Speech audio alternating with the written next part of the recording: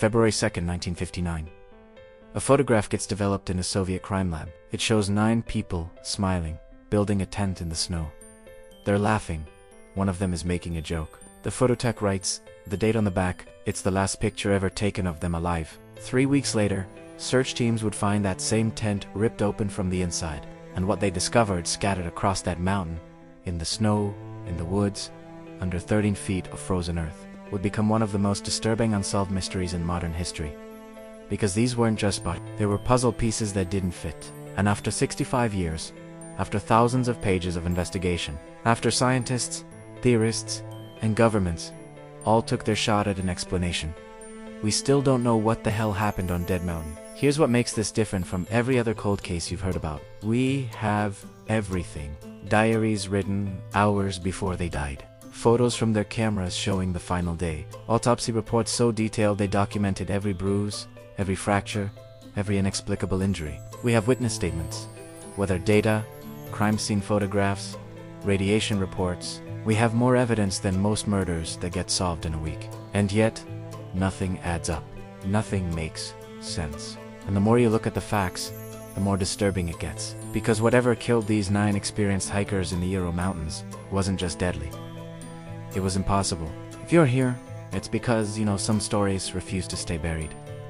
Subscribe to keep these voices alive, because what happened to the Dyatlov group wasn't just a tragedy, it was an anomaly. And anomalies demand answers. Let's start with who they were, because that matters. These weren't dumb kids on spring break. They weren't reckless thrill seekers ignoring warnings. These were some of the toughest, most experienced winter hikers in the entire Soviet Union. Igor Dyatlov, the leader, 23 years old, radio engineering student. He'd done this exact kind of expedition multiple times. He knew cold. He knew mountains. He knew survival. His friends described him as meticulous, the kind of guy who checked every rope twice, who studied maps until he could draw them from memory. He'd led successful treks through the Altai Mountains, through the Sion Range, through terrain that would break most people. This was his 6th major expedition. He wasn't guessing. He was calculating. Zina Kolmogorova, 22, economics major. Veteran winter camper, strong, resilient, known for her endurance. She'd been on grueling multi-week expeditions before. Her diary entries show someone who loved the challenge, who thrived in harsh conditions. She wasn't scared of the wilderness. She was part of it. Rustem Slobodin, 23, engineering student, built like a tank. Friends called him unstoppable. He'd survived frostbite on a previous trek and came back for more. The cold didn't intimidate him. It motivated him. Yuri Doroshenko and Yuri Krivaneshenko, both experienced climbers. Doroshenko was studying radio technology, practical and level-headed. Krivaneshenko worked at a nuclear facility called Mia, one of the most secretive installations in the Soviet Union. Smart guys, mountain guys, the kind of people who knew what they were doing. And the others, same story. Lyudmila Dubinina, fearless athletic, known for pushing through pain. Semyon Zolotaryov, 38 years old, the oldest in the group, a veteran of World War II. He'd survived the Nazis. He'd survived. Mountains were nothing. Alexander Kolovatov-Kwai, Matadikal, engineering student with a sharp mind. Nikolai Thibault-Brignoles, whose father was French, studying engineering, known for his technical skills and steady nerves. Every single one of them certified for the highest difficulty winter treks available in 19. They had the gear, they had the training, they had done harder routes in worse conditions. This wasn't their first rodeo. It was supposed to be routine, a challenging certification hike. Sure, but nothing these people couldn't handle. They planned a 16-day trek across the northern Urals, covering about 200 miles. Tough? Yeah, but manageable. They'd send a telegram when they got back. Standard procedure. Everyone expected them to make it. On January 23, 1959, the group of 10 left Sverdlovsk by train. They were in high spirits. Photos from the journey show them laughing, goofing around, making faces at the camera. One guy's playing mandolin, another's reading a book. They looked like any group of friends heading out for an adventure. On January 25th, they arrived in Ivdel, a remote town in the northern Urals. From there, they took a truck to Vitsai, the last inhabited settlement before the wilderness. The truck ride was brutal. Open bed, freezing wind, no cover. They huddled together, trying to stay warm. That's when Yuri started feeling it. Pain shooting down his leg. Sciatica, he'd dealt with it before. Chronic condition since he was a kid. Usually it passed. This time, it didn't. By January 28th, he couldn't go on. The pain was too much. He made the call. He was turning back. His friends hugged him, gave him their letters to mail, joked that he'd missed all the fun. Dyatlov told him they'd see him soon. Probably around February 12th. Maybe a little later. Yudin watched them disappear into the snow. 9 silhouettes getting smaller. He'd later say that moment haunted him for the rest of his life, because he was the only one who walked away. The remaining 9 kept going. Their diaries, which survived, show everything was going fine. They were in good spirits, making jokes, taking pictures, complaining about the cold but nothing serious, just normal hiker stuff. They cached extra supplies in the woods, stuff they'd pick up on the way back. Smart planning. On February 1st, they're ascending toward a mountain the local Mansi people call Kolatsi. In their language, it means dead mountain. The name comes from the fact that nothing grows there. No trees, no plants, just rock and snow and wind. The Mansi avoid it. Too exposed, too dangerous. But the Dyatlov group doesn't know that. Or if they do, they don't care. Late afternoon, probably around 5 or 6, they decide to set up camp. Not ideal conditions. The wind's picking up, snow's coming down, visibility's dropping fast. But they're experienced. They know what they're doing. They dig into the slope, cut a platform into the snow to create a windbreak. It's a common technique. Anchor the tent, pile snow around the edges for insulation. Everything's secure. They eat dinner. Someone slices up food, lays it on a plate. They are preparing to settle in for the night. The last photo taken inside the tent shows someone cutting fabric, probably repairing gear. Normal stuff. Routine. Then something happens. Something so terrifying, so immediate, so overwhelming that 9 expert winter survivalists cut their way out of their own tent and run into the freezing night wearing almost nothing. No boots, no coats, some in just underwear. And they never come back. When the group doesn't send their telegram by February 20th, people start getting worried. Delays happen? Sure. But this is getting long. Families start demanding action. The sports club at the university organizes a search party. Volunteers, students, teachers, anyone who knows the mountains. By February 26th, the army's involved. Helicopters, planes, military search teams, they're scanning the entire northern Urals. On February 26th, they find the tent. It's half buried in snow, collapsed on one side, but still standing. The location is bizarre. Middle of an exposed slope. No shelter, no trees nearby. Why would experienced hikers camp there? And it's been cut open. Not from the outside, from the inside. Like someone took a knife and slashed their way out in a panic. Multiple cuts, long gashes. Desperate. All their stuff is still there. Boots lined up neatly outside the entrance. Coats folded inside. Food on a plate, sliced and ready to eat. A flashlight on top of the tent, still working, covered in a thin layer of snow. Everything you'd need to survive, just sitting there. Abandoned. One searcher, a guy named Mikhail Ravine, later said the scene didn't make sense. It was like they just vanished. Mid-meal.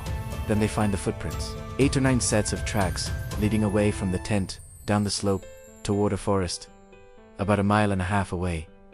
Some are barefoot some, in socks, a few in a single shoe. And here's the thing, the footprints aren't frantic. They're not running, they're walking. Calmly, in a line, like they're just strolling down a mountain in the middle of the night, in sub-zero temperatures, without gear. The tracks are clear, deliberate, evenly spaced. No signs of panic, no signs of stumbling. Just methodical movement downhill. Following the prints, searchers reach the tree line and find a massive cedar tree. Branches are broken off, some as high as 15 feet up, like someone climbed it. Looking for something. Looking back toward the tent, maybe. And at the base of that tree, they find the first 2 bodies. Yuri Doroshenko and Yuri, both in their underwear. Both frozen solid, their hands are burned. Charred fingertips. There are signs they tried to build a fire. Broken branches scattered around. Ash. But the fire didn't last. Couldn't have. Not in that wind. Not with wet wood. They didn't have time. Doroshenko has a piece of flesh in his mouth. A medical examiner would later note that he bit it off his own hand, probably in the final stages of hypothermia. When your brain stops working right and you do things that don't make sense, 3 more bodies show up over the next few days. Igor Dyatlov, Kolmogorova, and Rustem Slobodin, all of them found between the cedar tree and the tent. And here's what's crazy. They're positioned like they were trying to go back, like they left the tent, made it to the woods, realized they were dying, and tried to return. But they didn't make it. Dyatlov's, about 1,000 feet from the tent, face down in the snow, one hand clutching a birch branch like he was trying to pull himself forward. Zina's closer, only about 200 feet from the tent. She almost made it. Her body's positioned like she was crawling. Slobodin's in between. All 3 frozen to death. Hypothermia, the medical examiners say that's the cause, which makes sense, except for one thing: paradoxical undressing. It's a real phenomenon. In the final stages of hypothermia, your body gets so confused, your nerves so damaged, that you feel like you're burning up. People strip naked thinking they're overheating.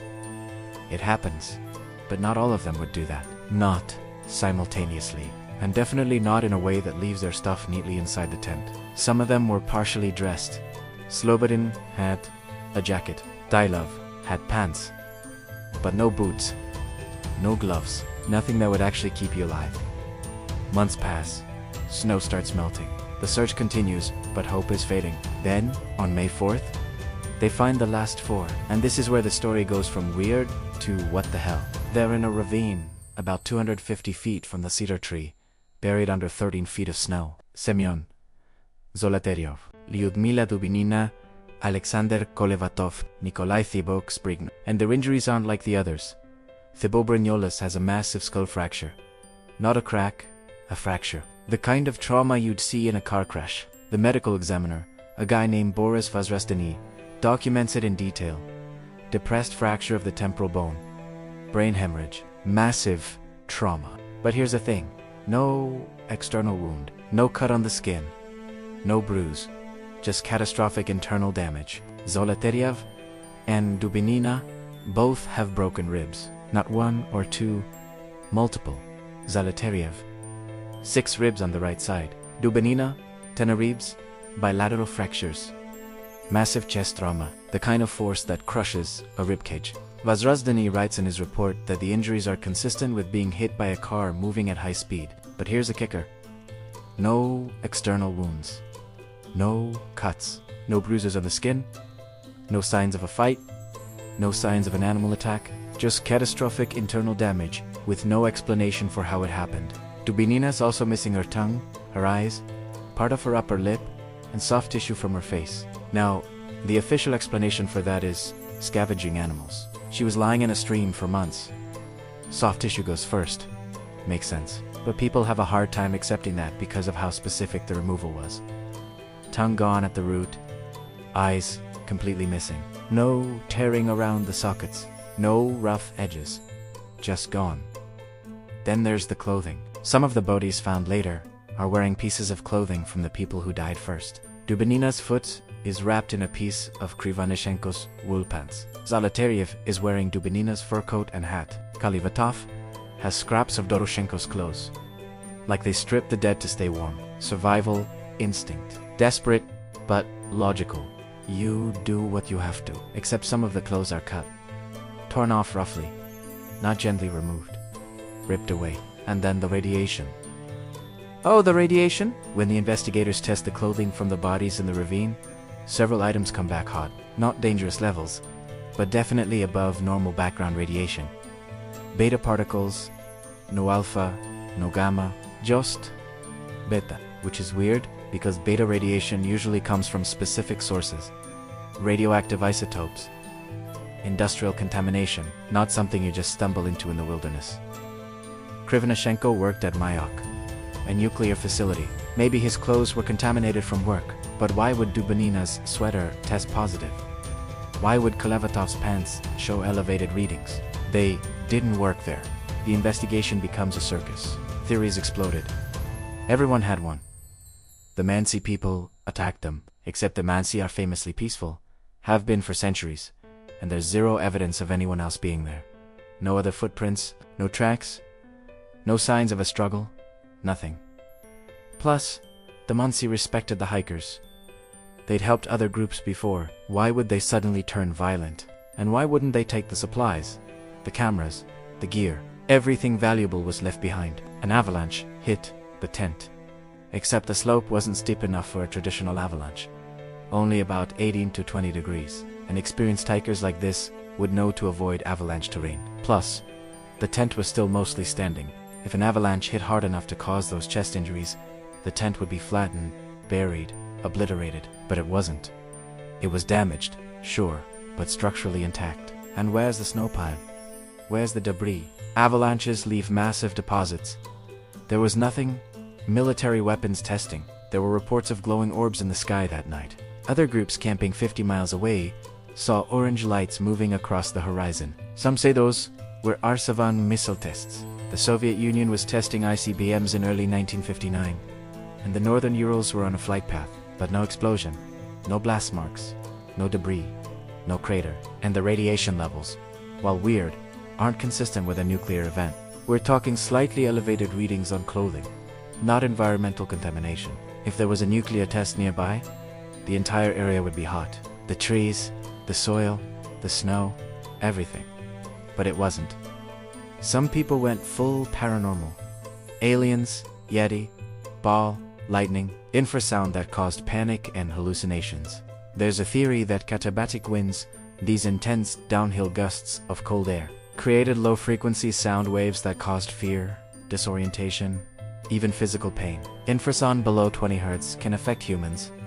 Makes you nauseous, makes you anxious, makes you feel like something terrible is about to happen. Could that explain why they fled? Maybe. But it doesn't explain the injuries. Sound waves don't break ribs.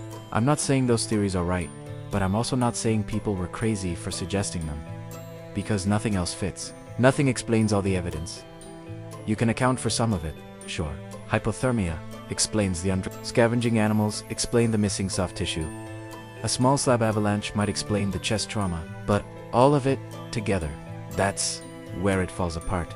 In May 1959, the Soviet government closes the case. Their official conclusion, the hikers died due to a compelling natural force. That's it. 6 words. No details, no explanation, just compelling natural force. The lead investigator, Lev Ivanov, writes it in his report and submits it to his superiors. Then they seal the files, classify them, restrict access. Case closed. It stays that way for decades. Families beg for information. Yuri Yudin, the survivor, asks to see the files. Denied. The Dyatlov groups, classmates petition the government. Ignored. The whole thing gets buried. When the Soviet Union collapses in the 90s, some of the files get released. Researchers start digging through archives. Parts are missing. Entire sections gone. Some documents were never archived at all. And Lev Ivanov, the investigator, admits in a 1990 interview something shocking. He says he was ordered by high-ranking officials to dismiss reports of glowing spheres, to ignore witness statements about lights in the sky, to focus only on natural explanations, he says. And I'm paraphrasing.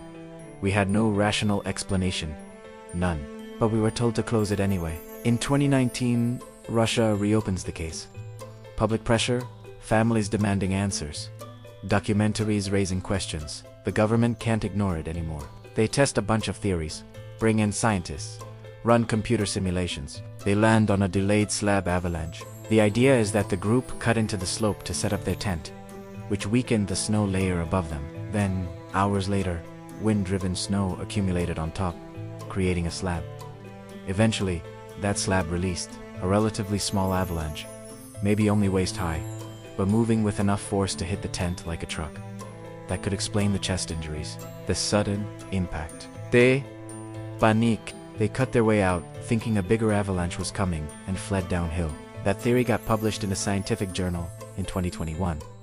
Researchers Johann Gohm and Alexander Puzurian from Switzerland used computer models, snow physics data, even consulted with the team that animated snow dynamics in the movie Frozen. Seriously? Disney's Frozen. They concluded a slab of snow could have hit the tent with enough force to fracture ribs, cause panic, make them flee. Then, hypothermia did the rest. The Russian government officially adopted that explanation in 2020. Avalanche, case closed. Again, but that theory has problems. Big problems. Where's the debris? Where's the snow pile? Avalanches leave deposits. Tons of snow, broken branches. Chaos. The searchers found the tent relatively intact, just damaged and collapsed on one side. If a slab hit hard enough to break 6 ribs, there should be evidence. And why did the tent stay upright? Why did they calmly walk a mile downhill instead of scrambling back once the danger passed? If you think there's an avalanche coming, you run. You panic. You sprint away, but the footprints show them walking. Single file. Methodically. And what about the smaller details? Why did Zolotaryov grab his camera but not his boots? His camera was found with his body. He took the time to grab that, but not life-saving gear. Why were there flashlights left on top of the tent? One was still working when searchers found it, which means it was placed there intentionally, not dropped in a rush. Why did some of them climb the cedar tree to look back toward the tent? What were they checking for? And the radiation, the slab avalanche theory, doesn't touch that. The truth is, the slab avalanche theory explains some things, maybe even most things, but it doesn't explain everything. And in a mystery this strange, everything matters. Because here's the reality, we'll probably never know for sure. Without survivors, without witnesses, without a smoking gun, it's all just educated guesses, best explanations. Likely scenarios, but not certainty, not truth. What we do know is this: 9 incredibly experienced, highly trained winter hikers encountered something on that mountain that made them choose freezing to death over staying in their tent. Something so urgent, so terrifying that putting on boots wasn't an option. Something that shattered ribs without leaving a mark. Something that made them walk a mile through snow in their underwear and never look back. That's not a compelling natural force. That's an impossibility. And impossibilities don't just happen, they demand explanations. But sometimes, the explanation is just as terrifying as the mystery. That we don't know. That we can't know. That despite all our technology, all our science, all our arrogance, there are still things that happen in this world that we simply cannot explain. And maybe that's okay? Maybe not everything needs an answer. Maybe some mysteries are meant to stay mysteries. But that doesn't mean we stop asking. The Dyatlov Pass Incident isn't just about 9 dead hikers. It's about the limits of human understanding. It's about what happens when every answer creates more questions. It's about the things we find in the dark that refuse to make sense. And maybe that's the real horror. Not what killed them, but the fact that we might never know. The uncertainty, the not knowing. That's what keeps people up at night. That's what keeps this case alive, 65 years later. Yuri, the survivor. The guy who turned back because his leg hurt, he lived until 2013, 54 years after his friends died. He never stopped thinking about it. Never stopped wondering. In interviews he'd say the same thing over and over. If I could ask God one question, it would be, what really happened to my friends that night? He never got his answer. He died not knowing. And that's haunting. The idea that you could be one decision away from death. That turning back because your knee hurt saved your life. That's survivor's guilt on a cosmic level. The mountain pass where they died is named after Igor Dyatlov now. There's a memorial there, a rock with their names carved into it. People still hike the route. Adventurers, mystery hunters, true crime junkies. They take photos at the spot where the tent was. They stand in the exact place where 9 people made the worst decision of their lives. And they wonder, what did you see? What did you hear? What was so terrible that you ran into the frozen night and never came back? If you're still here, it means you understand. Some stories don't end. Stop subscribe, because mysteries like this don't solve themselves. And every view, every share, every subscription keeps these questions alive. Because maybe, just maybe, someone watching this knows something, saw something, remembers something, and maybe one day, 65 years later, we'll finally understand what happened on Dead Mountain. Until then, the snow keeps falling, the wind keeps howling, and the mountain keeps its secrets.